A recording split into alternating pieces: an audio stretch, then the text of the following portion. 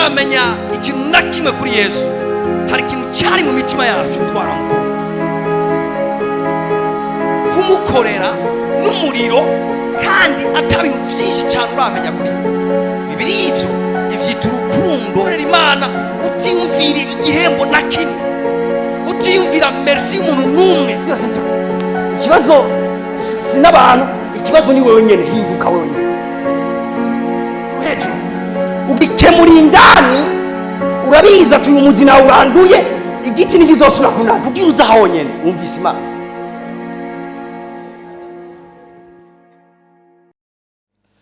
Haleluya. Icigwa canje cuno musi ni kivuga ngo kugendana n'umwami. Kugendana n'umwami. Nico ngira nigishe uno musi. Intsinzi nishoboka utize kugendana n'umwami w'ibihe. Haleluya. Twashizwe imbere yacu tugati ano mezi abiri tuzogendera mu ntsinzi, ano mezi abiri na mezi y'intsinzi, kandi Imana ishimwe twagiye tubona intsinzi mu birere butandukanye. Ariko ni vyiza cyane kandi ndavyankuhaja. Muga inzira yoroshe cyane, yoroshe gose, ni inzira yo kugendana n'Imana. Igihe uri kugendana n'Imana, Imana igenda ikubwira intambuko imwe ku yindi. Nibisabwa kumenya intambuko zose. Ushaka kutamenya intambuko zose z'umwaka uza, ariko ushaka kugenda uramenya intambuko ikurikira, intambuko ugiye gutera. Amen. Muga kugendana n'Imana, kugendana n'umwami, nshatse kuvuga iki? Ikintu ngomba kuvuga ca mbere, kugendana n'umwami nico bita kugendana na presence yiwe, to walk with his presence. Kugendana n'ukubaho kwayo. Amen. Ngira mbande canke ntangurire iyo umuntu yatanguriye, tuje mu itanguriro 2:15. Bacha dusomera mu Kirundi, jada muramfasha? Dero duramfasha ama verse yose ndakuvuga ucu usomera. Itanguriro 2:15. Uhoraho Imana jana wa muntu amushira muri iryo tongo ryo muri Edeni, waririme arizigame. Haleluya. Uhoraho Imana ajana wa muntu, yari umuntu ahejeje gukogwa, ariko yahejeje kuremwa ari we Adamu. Biva ngo uhoraho umwami Imana ajana wa muntu muri gatongo Edeni. Biva ngo arizigame, ariko n'ibindi bitandukanye. Mga igituma Imana yashize umuntu ahariho hose, Imana yashize umuntu ahantu yitwa Edeni. Hari kibanza yamushizemo. Mbega iki kibanza niki? Uriko uriga mu sobanuro za Bibiliya, aha ijambo Edeni sigura ngo ahari ukubaho kw'Imana, where there is the presence of the Lord. Ahari ukubaho kw'Imana, ahari ukubaho kw'Imana. Imana itora umuntu Adamu imushira mu itongo, imaze kumushira mu itongo imushiraho ahantu hari ukubaho kwayo. Amaze kuba ahari ukubaho kwayo, ibindi bizoca bigenda neza. Mugani ya mangu utakaza ikintu kimwe citwa ukubaho kwayo, n'ibindi byose bizoca bipfa. Haleluya. David biva ngo imushira muri Edeni kugira ngo akore itongo. Imbere yuko imuha akazi, yabanje kumuha ukubaho kwayo. Imbere yuko imuzeza ibikorwa kanaka, yabanje kumuzeza igikorwa kimwe, ukubaho kwayo. Haleluya. Imbere yuko tugira ama responsibility menshi, imbere yuko twitwara ikingo zacu, imbere yuko twitwara kubuzi bwacu, imbere yuko twitwara amashuri yacu, imbere y'iki na kiriya na kiri, hari ikintu kimwe gitangura ku mukristo, no kubaho kw'Imana. Haleluya. Mumbari no musi ya ministry zibe nkenya, muganga nigisha ibintu shaka twarigishije cyangwa twigishije ducako, ariko no musi ngana injira ibwina y'ibintu bimwe bimwe. Haleluya. Turafise ibyo twiteze.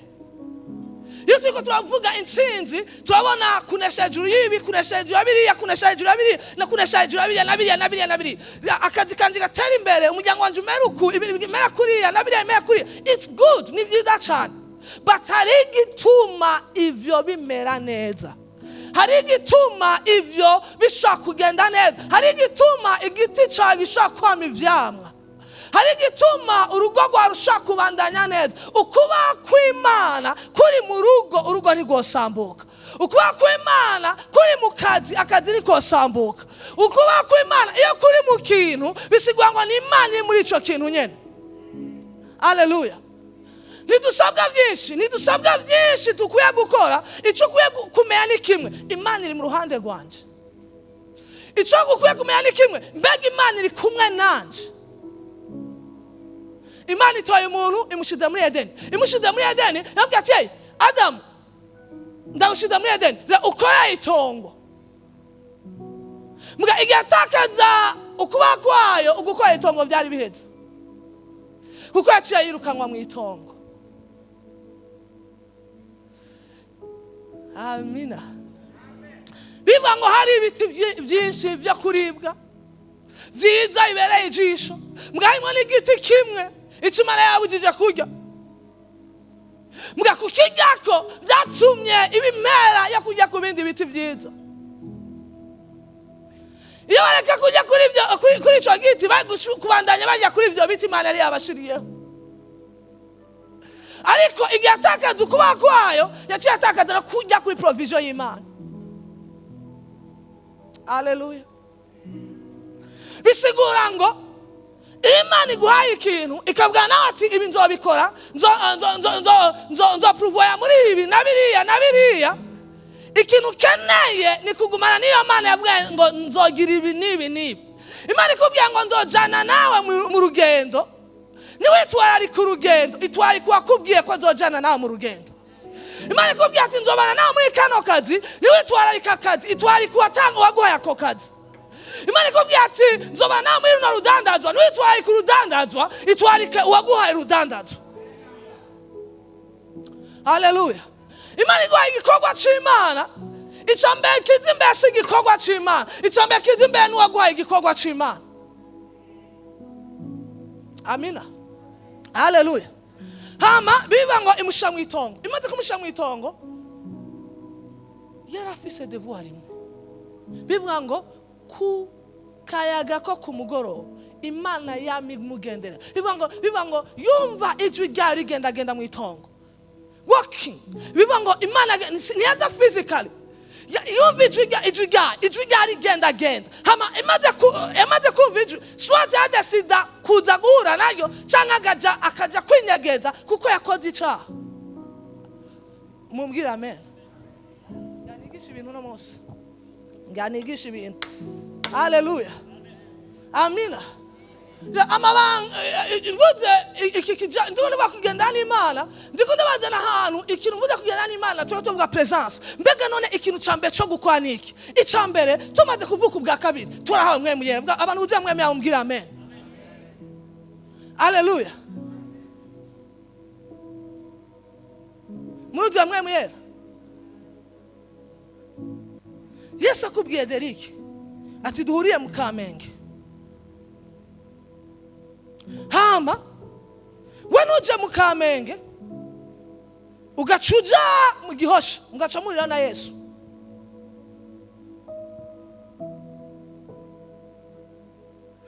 Washimati Imana ishimwe twahuye na Yesu. Muga mwahuriye hatariho. Kwa yakubwiye duhuriye mu Kamenge, ntiyakubwiye duhuriye mu Gihosha.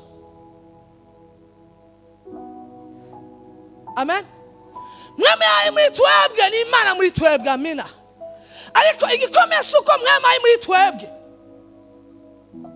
Igikomeye mbega ukubaho kwa mweme yera kuri kumwe nanje. Umuntu ashaka kuba yuzuye mweme yera muga ukubaho kuya kudahari.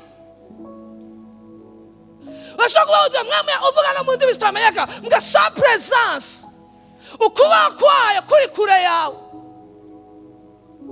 Ico gihe Amina. Urashaka kwandana gukora ibintu mugihe ibyo ariko akora nibisigura ko Imana ibirimo. Abantu bayibona bakoma amashi bakanezerwa muga ntibisigura ko Imana ihari. Umunsi umwe uzobura intervention yayo. Umunsi umwe uzohigijwe ryayo nka kumwe Sawuli umwami yarirondeye uribure. kubera iki igikomeye si kuba wuzuye mwemwe, igikomeye ni kugendeshwa na instruction. Instruction mu Kirundi muravyumva, mu Gifaransa instruction, kugendeshwa n'ivyo yakubwiye, gukora ivyo yakubwiye. Ubuzima rukristo ibanga ry'amahirwe cyangwa ibanga ryo kugenda dutsinda ku munsi si gukora byose tuzi muri Bibiliya, ni gukora ibyo twabwiwe gukora mu gihe kanaka. Kandi instruction yayo ishobora itandukanye kuri wewe na jewe. Aho waciye ejo si ukwiye guca uno munsi, uko wakoze ejo si ko ukwiye gukora uno munsi, kuko igihe cyose kigira ibihe byacu. Reka nje mu byandiko nje ntangurire mama. Okay, nsomera Zaburi 31:3.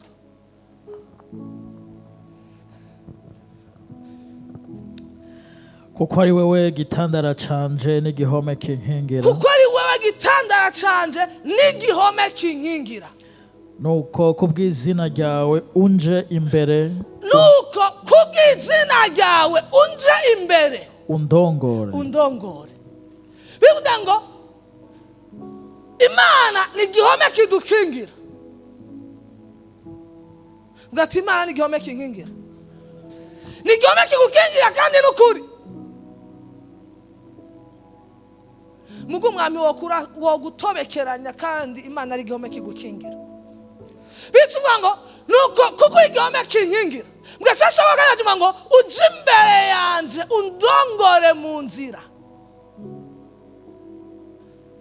Kubera iki aza imyami yose iza guca cyangwa iza guturuka, aza kugucisha anyuranye n'umwami. Uvuye ntunezerwe gusa ko si igihome kigukingira, mbega irikwira kurongora mu nzira.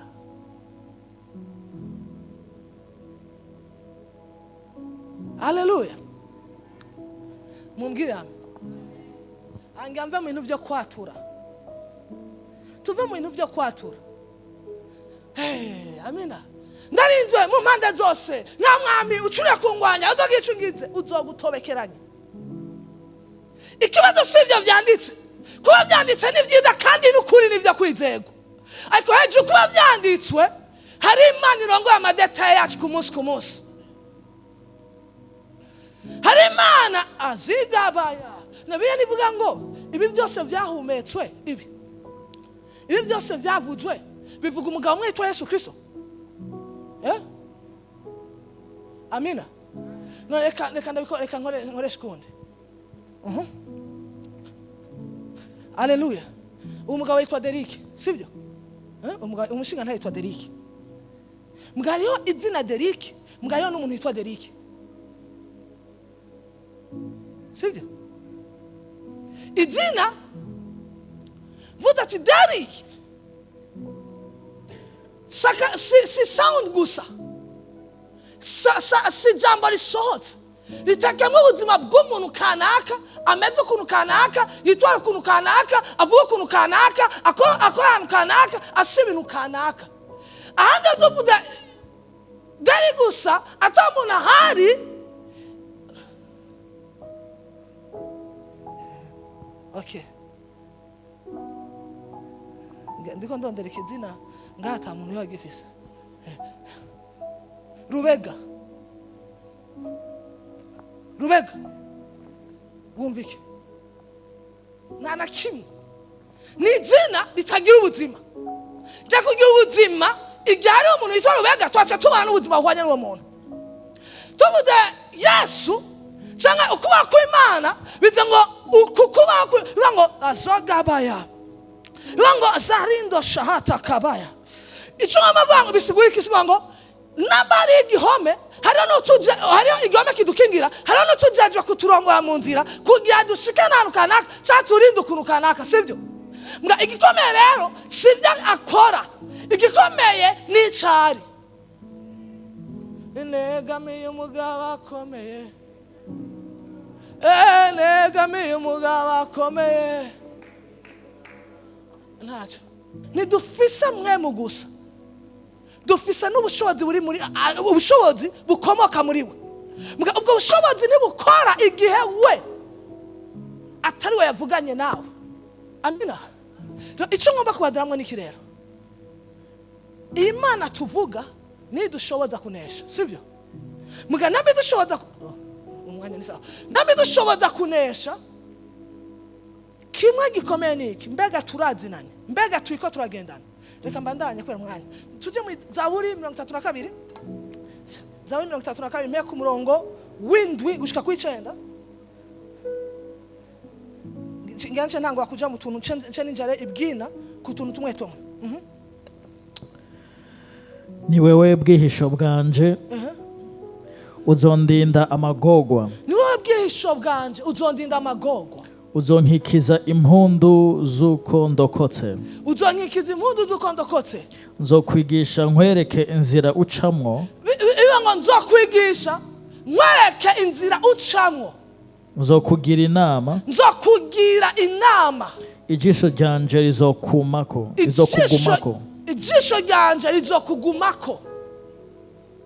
Washike ku nefu. Ntimube nk'ifarasi canke inyumbu. Mwumvirize rero umurongo ndakunda 208 n'icenda ngo umunani avuga ngo nzokweka inzira ukwiye kujana, nzokugira inama. Umurongo w'icenda avuga ngo ntimube nk'ifarasi canke inyumbu. Nimwe nk'ifarasi canke inyumbu bitagira ubwenge. Bitagira ubwenge. Bikwiye kugira imijiginya y'ivyuma n'ibitsibo byo kubifata. Bikwiye kugira imijiginya n'ibitsibo byo kubifata. Bitabaye bityo ntivyo kwegera. Bitabaye bityo ntivyo kwegera.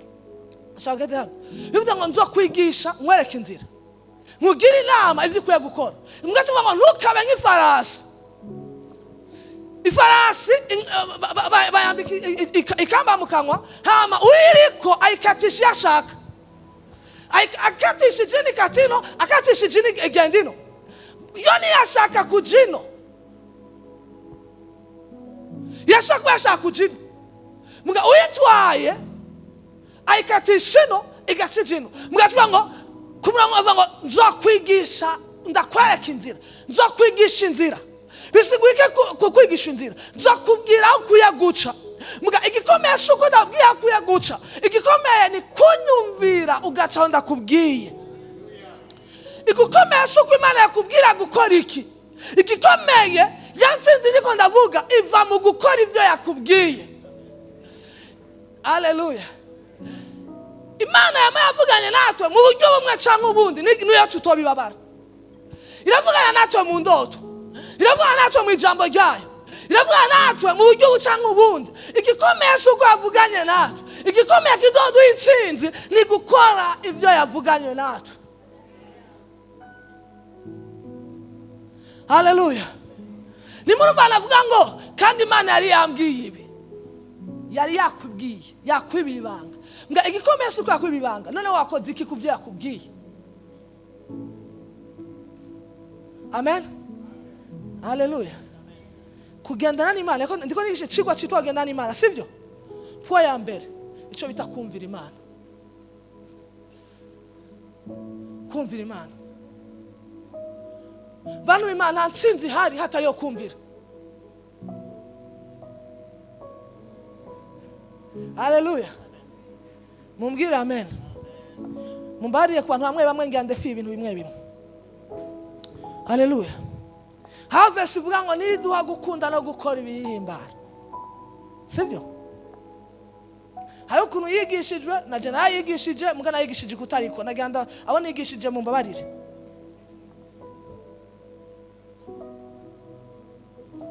Twayigeze kwigisha ati vyo wiyumvamwo n'ibimana biguhaye kuvyumvamwo. Si byose wiyumvamwo Imana yaguhaye kwiyumvamwo. Hari ibihwanye n'ivyo wipfuza. Amina. Benshi ibyo twize si byo Imana yatubwiye kwiga nubwo twabyize. Kandi bati nasenze kandi Imana yambwiye muga byinshi byafatanye naho wakuriye byafatanye n'abayi bakwegereye. kuko onkle wayize medicine agaca biki nawe uca wiga medicine kandi igihe wasenga wumvise umengo ni medicine si Imana ikurongoye. Washobora usanga sivuze ko atari Imana ashobora kurongoya n'ivyo mbwa igihe usanga atari n'Imana ikurongoye. Haleluya. Mumbwira amina. Amina. Sindamwiyumvamo. Hariho ngo nyinshi ziriko zirasambuka kubera ikibata abagize mariage menshi bari nabanje kumwiyumvamo sindamwiyumvamwo. Nafise igikiriza jewe nshaka. Nafise taye jani food. Imana ikambwira ati yahaye uri kuraja mu gobo ati Imana nasi wambwiye ivyo nkunda nivyo ukunda. Haleluya. Ikintu ngoma avuga hano. Haleluya. Hari ivyo Imana ikunda nivyo hama uko ikunda ikabisha mu mitima yacu. Muga engene yabigenda nikihe nigihe wize kwemera kugenda kubyo Imana ishaka nigihe wato ubishaka. Ngirame. None Imana ikuviye saa 9 y'ijoro gusenga ubishaka. Igitanda nikiryoshe. Namuraza agatiro ka saa 9 akabaho gatanguye kuza ukwegesha ishuka ibirenge amano kugira nukanure. Imana ikakubwira ati vyo kusange ati sengera iki nukeneye kumenya ibyo usengera ukwiye gukurikira wakubwiye ngo usenge. Amen. Haleluya. Imana ishimwe. Icambe ndiko ndavuga hano bano Imana shanga y'Imana intsinzi ifatanye no kumvira.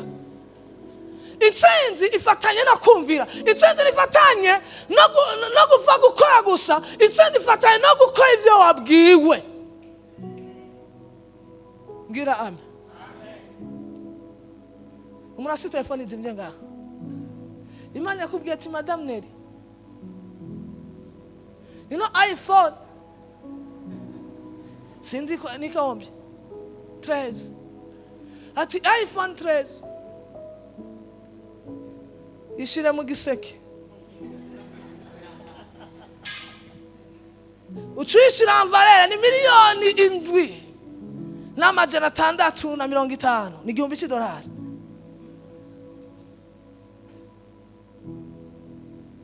Bisa kuba warapfuye hamukarika Imana ikabaho. Muga inzira kugukiza kugirwa 15 izoca mu gutanga 13. Simvude ngo uyitange nabatagira kubwira. Ndiko ndabigisha ngo Imana igomba kuzana intsinzi mu buzima bwawe igutanguza kukumenyereza ibintu kanaka. Uno munsi ikicigwa ngenda ngomba ndachafisa iminota. Amina. Haleluya. Jenga niganiriza abantu. Amen. Imana igomba kugendana n'umuntu. Imana igomba kugendana n'umuntu. Ibanda gukubita ivyo yubatse. Imana igomba kujana kanaka.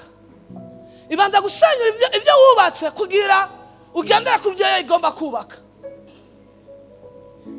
Uko amahirwe nashoboka ugifise ibyo wubatse. Amahirwe ashoboka uri kugendera ku byo yubatse. Vyumvikana ngo Amina.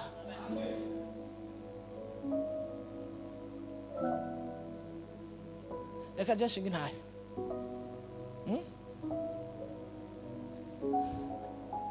Amina. Pastor atubwiye uberute atubwira abagabo bagira batanga ibimazi canke nko bagomba gusenyera umukozi w'Imana ashaka gufata Imana ashaka kubabwira ati imyaka 5 utaryama ku buriri, imyaka 5 utaryama ku gitanda. Muriko muratwenga ni sacrifice agabarihe kugira bashigwa ku rugedo kanaka. urwo rugezo bifuza hari ikiguzi cyo kuriha. Twese tugomba kugendana n'Imana. Muganyanda ikintu ngomba kuzana nibaza ko tudaho gitahura twese, nta muntu agendana n'Imana atari ikiguzi. Ntushobora kugendana n'Imana udatanga icyo bita sacrifice, atabimaze. Amen. Umunsi umwe narabye mu buzima bwanje bw'umuryango wanje, mbona hari ibintu bitavansa vraiment. Ndoshinga intahiro 30.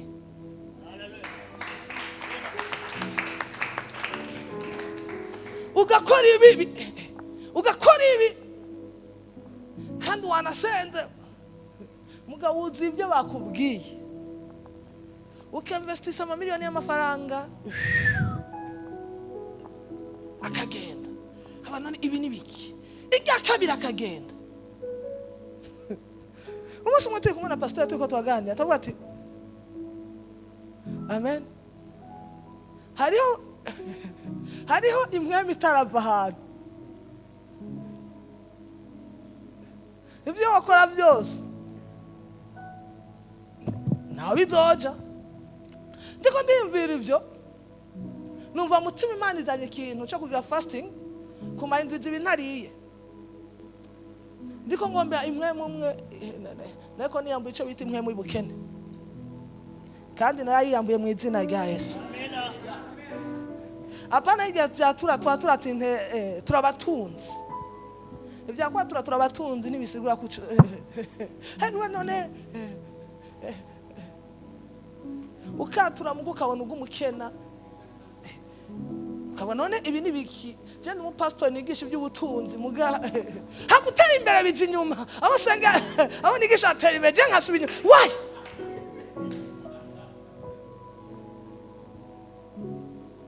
And then Imana ndongora muri ya prayer, ndasenga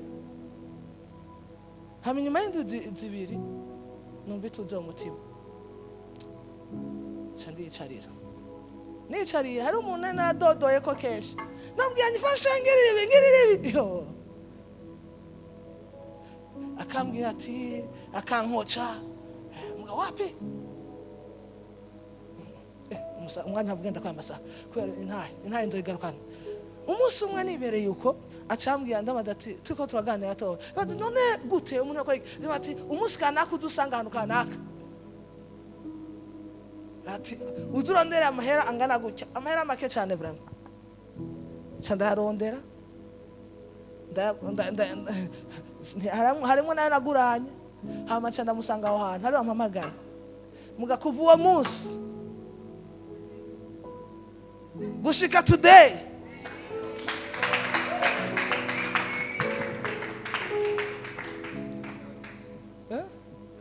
nzobidetaye. Nabonye kugira neza kw'Imana. Icyo ngomba kuvuga ni kuvuga ngo icambere umvira Imana, hama ibyo kubwiye gukora bikore.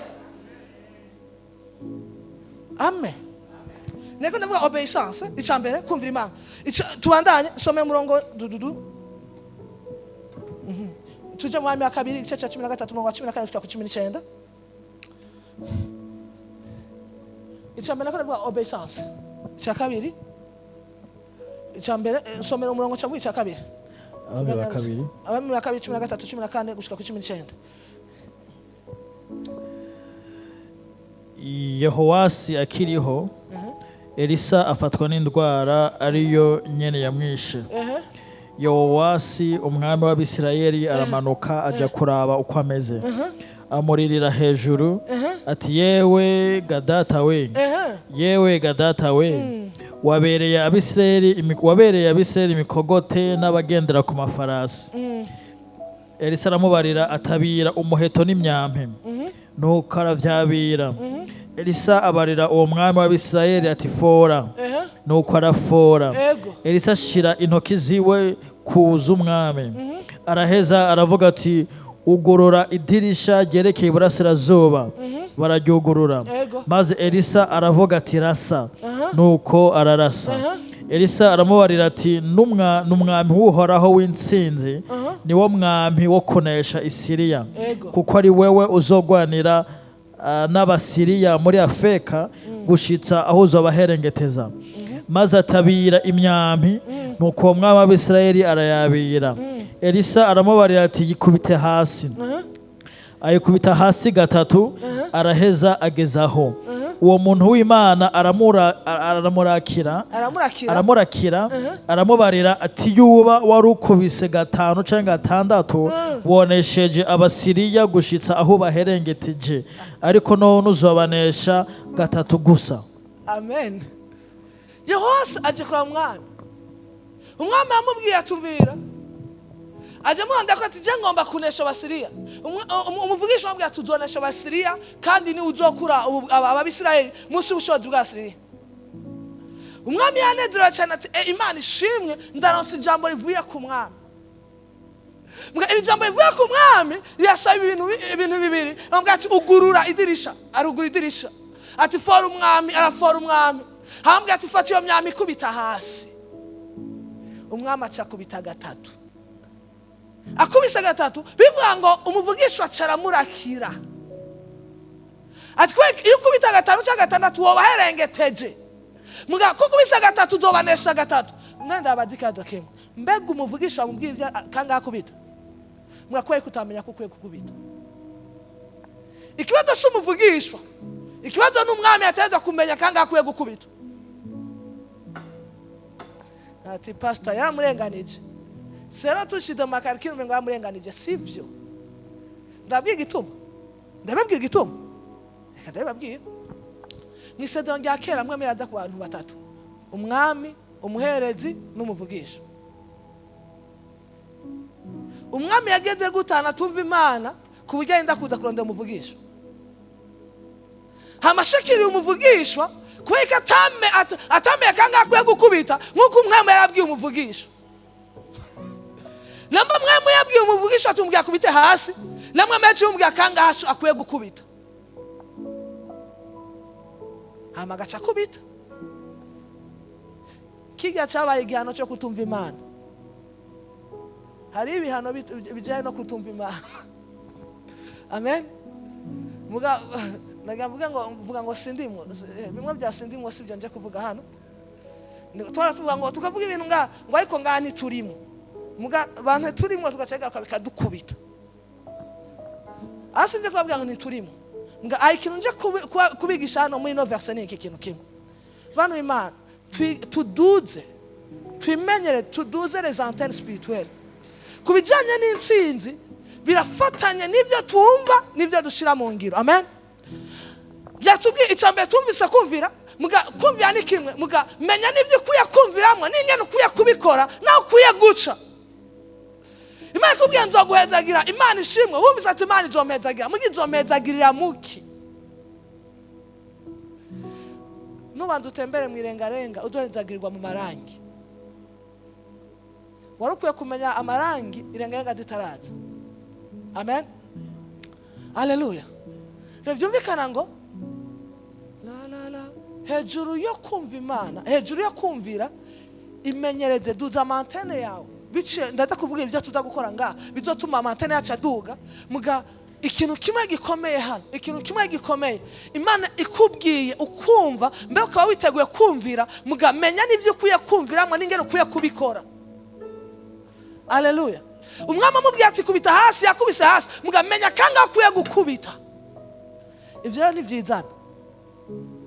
Genda fisa umwana. Mana abwiye ati ndanira ikamba mbiri. Akanyumva muga nashaka kundanira ikamba mbiri. Kweki ngiye ntaramenya ikamba mbiri cyayico cyaka kundanira cyarico. Imana ikubwiye gerageza duza antene ya kugusha kumva amadetail. Ica gatatu. Ndiko ndiuka n'umwanya. Ico bitaye. Mukirundi senda ko gitora tungo ndakitora. To inquire the Lord. Reka dusome dushatubiso. To inquire ni tujye mu Samuel wa mbere igice cya 2:5 umurongo wa 19. Adusome 19 ashika ku 23. Samuel wa mbere igice cya 5, Samuel wa kabiri igice cya 5 umurongo wa 19 ushika ku 23.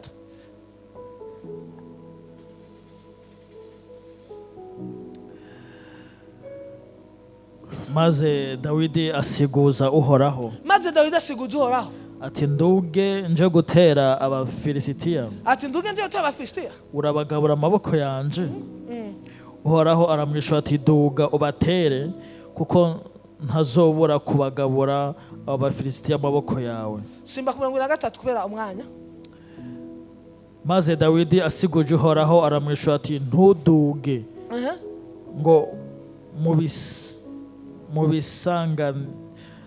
ntuduge ngo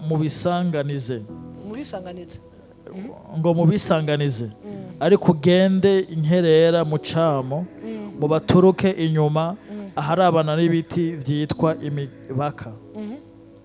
Maze niwumva imirindi y'ingabo ihindira hejuru kuri iyo mibaka, uce uhaguruka vuba, kuko je Uhoraho nzoba nkwitangiye imbere gutera ingabo z'Abafilisitiya. Nuko Dawidi abigenza atyo nkuko Uhoraho yamubariye, akinagiza Abafilisitiya uhereye igaba ugashitsa igezeri. Amen. Hallelujah. Hano dugiye gusoma niko mvuga to inquire the Lord, nico bita gusiguza Imana. Mvuga ati gusiguza Imana. Bana Imana, kimwe mwishengero rya none cyatakaye nico bita gusiguza Imana. Twahawe ama principe yingene kimwe gutanya kimwe ni bibiri, sivyo? Sivyo batwigishije mu ishuri. Mugasigiye cyose kimwe gutanya kimwe ari bibiri. Birashakwa na bitanu. Ati ubikuye he? Reka ndavyihoza ivyo. Bivuga ngo Abafilisitiya bayigeze gutera Isirayeli, Dawidi asiguza Imana ati Mana ndugende batere, Imana ati dugu batere. Umunsi wa kabiri bashobora gutera Abisirayeli, Abafilisitiya bashobora kubatera, ashobora gusiguza Imana. Yego ushaka gusiguza Imana ati kumwe n'abatera ubwa mbere nk'abatsinda, niyo nguye no guca kugenda batere ubwa kabiri ndabatsinda. Kugira tugire intsinzi muri iki kintu kidogendana n'Imana, ngomba gukora akantu kitwa akamenyere. Turafise ingene twamenye ingene dusenga, turamenye inzira ducamo kugira turonke amahirwe, ariko kuba Kristo ntibikwiye kumera uko. Igihe cyose, iminsi yose, mu kintu cyose baza Imana. What can I do? Nkora iki? Hehe? Inzira ni iyi. Urashaka kuba bikodeje bigakunda. Mugu no musi ni wacahandi. Birashaka kudakunda. So ishengero rya none ikintu dukwiye kugarukamwo arico makasutabaya. Arico ishengero rya mbere ryarifise cyagenderamwo cyane, nico bita kubaza Imana ku kantu ku kandi. Inquire the Lord. Learn to inquire the Lord. Imenyereza kubaza Imana mu kantu kamwe ku kandi. Hallelujah. Imana ishimwe. Pastor Turabungere, tumaze imyaka twigisha, tumaze imyaka tuorganiza ibi na biriya. Muga igihe cyose uko n'amatwakoze igikorana cyo hari mu kwicumi chapotre Kev tukayisisa kuko twabigize ukunuko, hari ikindi kidoda gari nidukwiye guca duca twaciye. Imana yashaka ifise indira nshasha kugira dushikire urugendo rushasha. Muri yo business yawe Imana asindi ndira nshasha kugira business yaje kurundi rugendo. Muri wa muryango wawe hari indi ndira nshasha Imana igomba guterekamo. Bagabo mumbwira amen. Sigiye cyose imbombo ivuga, nambora udani imbombo madama gatwenga, nudo wa mutani imbombo.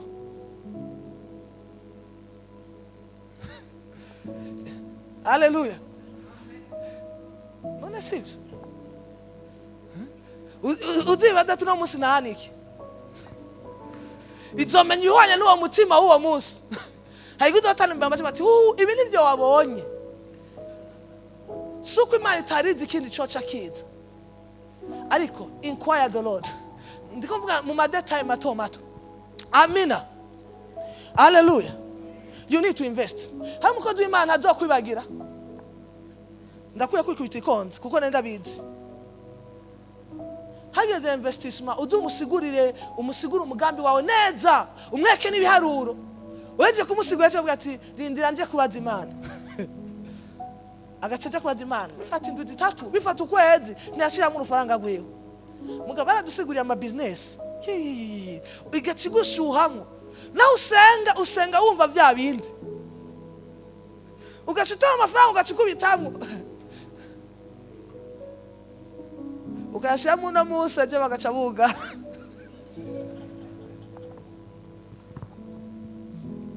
bati Imana kuko utambwiye wari wuzuye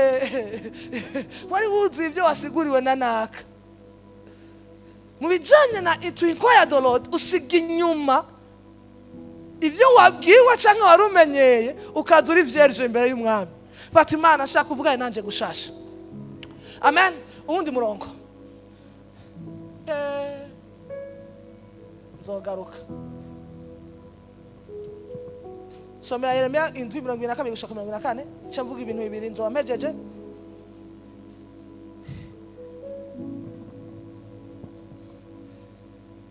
Isaïe, Jérémie 7:22-24. kuko ataco nabariye basogokuruza banyu canke ngo ngire ico mbabwira ku munsi nabakuriye mu gihugu ca Egiputa kuvyo kosa ibimazi canke kubikerera. Ariko ijambo nabageze ryariri nababwiye nti nimwumvire ijwi ryanje maze nanje nzoba Imana yanyu namwe muzoba abantu banje mugendere mu byo mbagera vyose kugira ngo bibagendere neza. Nabwiye ati umvira igena kuri abasogokuruza muri Egiputa sinabwiye ibyo gukerera amafizi n'ibinabiri. Nabwiye ati umvira nimwumvire ijwi ryanje nanje nzobera Imana namwe muzoba abantu banje. Nimwumvire ijwi ryanje nanje nzobera Imana namwe muzoba abantu banje. Nibyo n'ubu tubwirwa. Nimwumvire ijwi ry'Uhoraho nawe nzokubera Imana muri karyo kazi. Nimwumvire ijwi ry'Uhoraho nawe nzokubera Imana muri iryo business nawe uzoca umuntu wayo. Bisaba ngo ikubera Imana izotuma prospera. Amen. Mugari ibintu bitatu bituma ushaka kugendana n'Imana. Icambere ico bita holiness ukwera. Ndayisigwa minota 3 ukwera Imana ishimwe. Hari ico bita holiness conferred, hari ico bita ukwera duhabwa no kuvuka ubwa kabiri. Ego muravuka ubwa kabiri hari ukwera yakiye nka nature mugasiko ndiko ndavuga ngaha siko birivuga hano bivuga ngo mubabera nkuko so ari uwera. Mubabera nkuko so ari uwera. Ushaka kugendana n'Imana kimwe mu bintu ukwiye kuduza ni kugenda mu kwera kw'Imana. Icyitwa icyaha ni icyaha. Amina. Ndayivuge gutya. Ibi nibifatanye nico bita sin. It's not a matter of sin. Nifatanye gusa nabiga bya kwiba gutukana gusambana nibi nabiri. Hari igishaka kuba icyaha kuri wewe niki icyaha kuri uyu. Ndayikubwira. Amina. Kuri Yohani Baptiste kujya cyari icyaha muga kuri Yesu nticyari icyaha kuko yabwiwe ngo ntuzojya uzotungwa n'ubuki n'inzige. Muga Yesu yarajya baca mwita igisambo. Ariko Yesu yawe ubuntu bwo kurya mugari ubuntu yawe kurya mugo ubuntu buzodana n'amavi. Muga Jean Baptiste yawe kwisonzesha mugo ubuntu buzoca mu kwisonzesha no kutajya. Na ukwera nigufatanya n'ivyagusa ukwera gufatanye n'ico Imana yavuganye nawe ku munsi kwagisha kuba icakuri uyu nikiri icakuri uyu to walk in a holiness vuga ati kugendera mu kwera. Iyo ugendera mu kwera bisigura ngo Imana ibana nawe 24/24 amasaha 8 Imana izogenda nawe amahirwe adoshoboka. Ica gatatu ica kabiri bijana nico bita to walk in the fear of the Lord. Kugendana kubaha Imana. Kubaha Imana. Kubaha Imana. Hallelujah. Bivuga ngo ukubaha Imana ni tango rya vyose. Amina. Bano Imana. Uru n'urufunguruzo rutuma ugendana n'Imana. Kuba Imana. Fear of the Lord, fear of the Lord, fear of the Lord, fear of the Lord, fear of the Lord. ishengero rya mbere icaritumye rimera kurya ryari rimeze, ikintu cari muri bo cari icyo bita igitinyiro c'Imana mu buzima bwabo. Igitinyiro c'Imana cyatakaye mu rushengero, aho umuntu arasambana agaca azindukira kuri podium, aho umuntu ava kuri mikrofone agaca aja kuryamana n'umuhabara.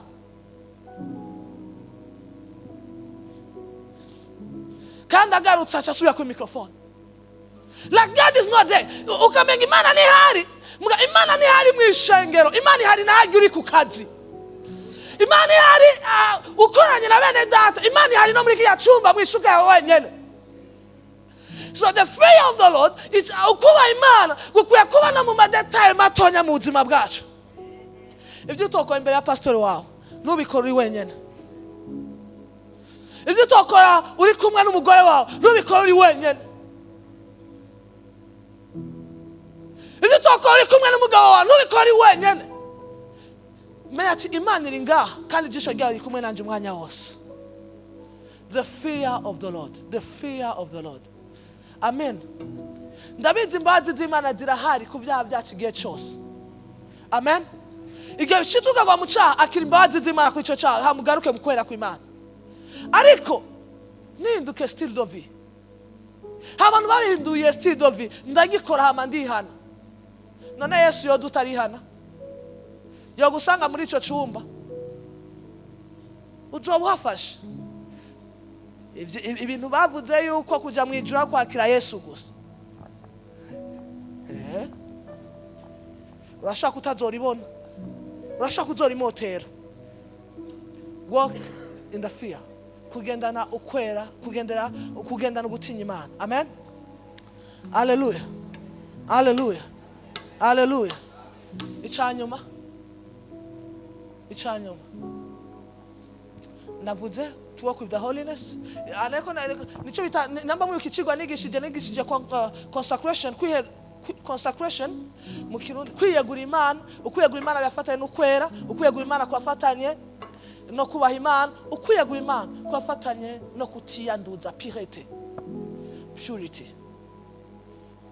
Ivyo bintu bitatu, purity, kutiyanduza. Ntitwiyandurisha ikintu na kimwe. Amen. Imana nitahitamwa kuguhezagira ukumeze uze wemera upfuko nyene. None hari uwo mwabonye bayahambanye? Oya ntaje. Ninde mwabonye bayahambanye? Amafaranga mu ijuru ntakora. None mwibuka umutunzi n'umukene? Yabwira ati mbwira wa mukene ncire ku rurimi. Ivyo amafaranga byari byaheze. Ntuciyandurisha ikintu na kimwe kugira ushikana na hamwe. Bigeme muri ngaha. Ntuciyandurisha ikintu na kimwe kugira nk'umugabo. Wopfa umugenda uri inkumi utigeze urongogwa. Musore ntuciyandurisha ikintu na kimwe. Ibintu by'aba diaspora badakijijwe ngo Imana yaguhezagiye si Imana. Ngo nzomusengera azokizwa. Mariage c'est croisade d'évangélisation.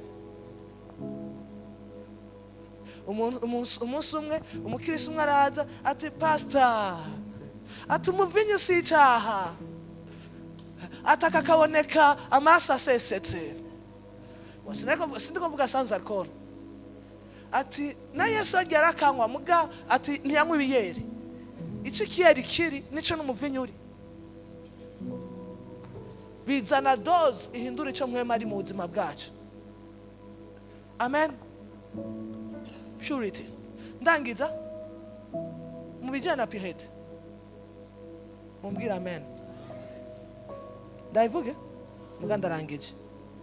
Ibintu twi expose ko mukumviriza birakwega ubuzima bwacu budutwara mu kintu kanaka tucika. Reka ndatanga akarorero. Indirimbo we expose ko zira definition zigukwegera. Amajambo we expose ko ara definition gukwegera. Bisigura ngo turakunda abantu bose. muga nubwo tubakunda bose ntidukominiya na bose, kuko abo dukominiya nabo barafise abo bariko barakutuzana. Amen. Rero pirete mu buzima bwacu, uba inyankamugayo mu karere kose. Rwanira kuba inyankamugayo, rwanira kuba inyankamugayo, apana imbere y'abantu, muga n'imbere y'Imana. Imana ivuga ati ndafise umuntu nishimira. Duhaguruke ku birenge byacu.